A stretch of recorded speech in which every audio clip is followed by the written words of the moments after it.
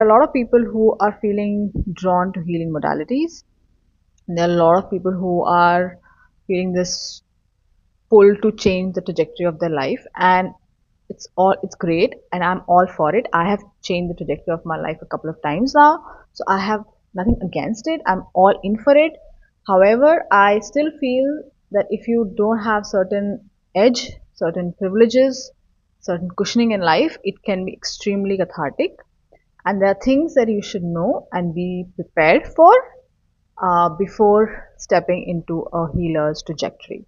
It's like sending people to war, right? You don't send soldiers to war without proper arms and ammunition and everything that they need for that battle.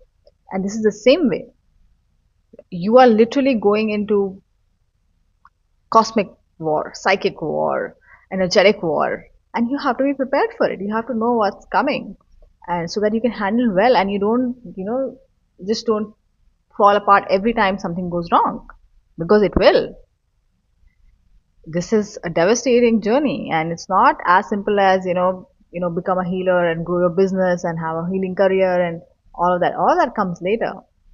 So in this particular module, in this recording, I was planning on making audio, but now I've sat down to make a video, and I want to cover everything that you will most likely go through in your first 3 years. Okay, year by year, what happens, what the gradual progression looks like, what happens to your inner world versus what happens to your external world, what becoming a healer really is, how you need to show up for others, what kind of learning really matters, and all of this will ultimately, in the end, help you deciding what kind of a teacher or a mentor you need for yourself, what kind of course or material or modality works for you.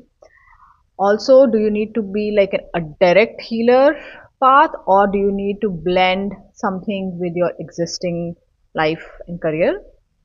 So these are some clarities I think that people generally tend to look for, and this will help you not rush into this pressure of wanting to be of service to others, to want to have a purpose in life, to have a mission in life. Uh, these can be done in a lot of different ways. It doesn't just mean that you have to be on a spiritual path, doing a spiritual business of some kind, and only then you are, being of service or you're on a mission. You could have a very like a typical bank job, and you could still be uh, serving your purpose and be on a mission. It's more of the attitude, it's the underlying aspect of what you bring to your everyday life, more than how the appearance. Again, this the healing tools and the modalities are simply a form, it's an appearance of how you show yourself. But of course, this is also relevant for some. Like, for example, if I had not gone through all of that, I wouldn't be sitting here doing this. Um, but does that mean I could not have done this in any other way? Not true. I could have done it in a lot of different ways. So, and I want people to know that that option is also available. It doesn't have to be just this one particular way, and only then you are on a healer's trajectory. So let's begin.